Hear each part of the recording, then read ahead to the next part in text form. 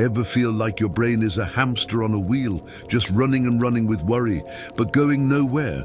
You try to tell it to stop, to just be quiet for a minute, but it's like it has a mind of its own. It replays that awkward thing you said 5 years ago, worries about a deadline that's weeks away, or gets angry about something you can't even change.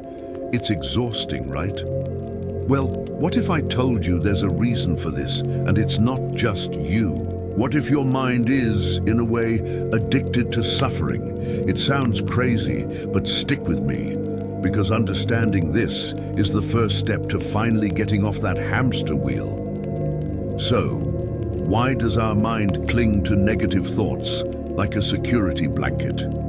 It all goes back to our survival instincts. Thousands of years ago, our ancestors had to be constantly on alert. That rustle in the bushes could be a predator, not just the wind. The brain that worried, that anticipated the worst-case scenario, was the brain that survived. This created what we now call a negativity bias. Our brains are fundamentally wired to pay more attention to bad news, potential threats, and past mistakes than to positive experiences.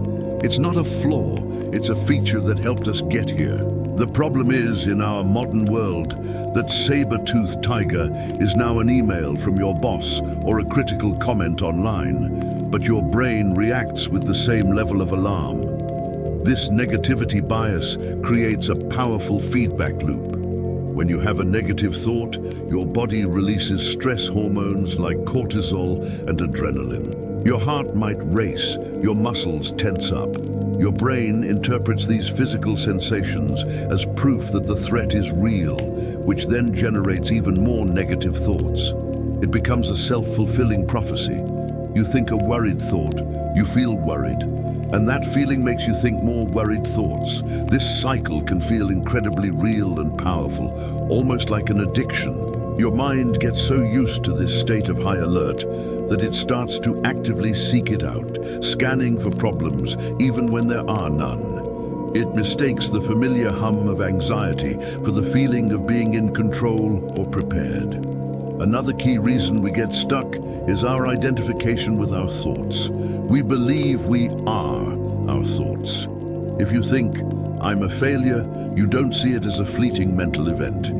You see it as a fundamental truth about who you are. This gives the thought immense power. Our ego, our sense of self, actually gets a strange sort of satisfaction from this drama. It loves a good story. And stories about struggle, injustice, and victimhood are particularly compelling. The ego thrives on being right, even if it's right about how bad things are. This attachment to our personal narrative keeps us locked in cycles of thinking, reanalyzing, and justifying our suffering because, on some level, it reinforces our sense of self. So the big question is, how do we break this addiction? The answer isn't to fight your thoughts. You've probably tried that, and it's like trying to hold a beach ball underwater. It just pops back up with more force. The key is to change your relationship with your thoughts. The first step is awareness. This is the practice of mindfulness. It's about learning to observe your thoughts without getting swept away by them. Imagine you're sitting on the bank of a river, and your thoughts are leaves floating by.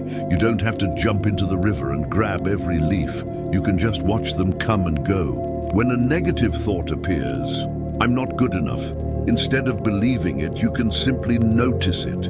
You can say to yourself, there's that not good enough thought again. You're not fighting it. You're not judging it. You're just acknowledging it as a mental event, not a reality. This act of observation creates a space between you and your thoughts. In that space, you have a choice. You can choose not to engage. You can choose to bring your attention back to the present moment. Feel the chair you're sitting on. Listen to the sounds in the room. Take a deep breath. This is called anchoring. Every time you catch your mind wandering into a negative spiral and gently bring it back to your breath or your senses, you are strengthening a new neural pathway. You are literally rewiring your brain to be less reactive and more present.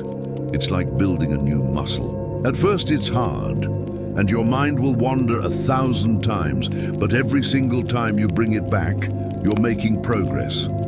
Another powerful technique is to question your thoughts. When a stressful thought arises, ask yourself, is this thought 100% true? Can I be absolutely certain it's true? Often you'll find that your catastrophic predictions or harsh self-judgments are based on assumptions, not facts. Then ask, how do I feel when I believe this thought? You'll notice it causes stress, anxiety, or sadness. Finally, ask yourself, who would I be without this thought? Imagine yourself free from that belief. You'd likely feel lighter, more peaceful, and more capable. This process helps you see that it's not the situation itself that causes suffering, but your thought about the situation. This realization is incredibly liberating. It puts the power back in your hands. It's also crucial to actively cultivate positivity to counteract the brain's natural negativity bias. This isn't about ignoring problems or pretending everything is perfect. It's about intentionally focusing on what's good. One of the most effective ways to do this is with a gratitude practice. At the end of each day, take just 2 minutes to write down 3 things that went well or that you're grateful for. It could be something as small as the taste of your morning coffee or a smile from a stranger. This simple act trains your brain to start scanning for positives instead of just negatives. Over time, it can fundamentally shift your baseline mood and perspective, making you more resilient to the pull of negative thinking. Breaking the mind's addiction to suffering is not a quick fix, it's a lifelong practice. There will be days when you get caught in the thought storm again, and that's okay. The goal isn't to never have a negative thought again. That's impossible. The goal is to not let those thoughts control your life.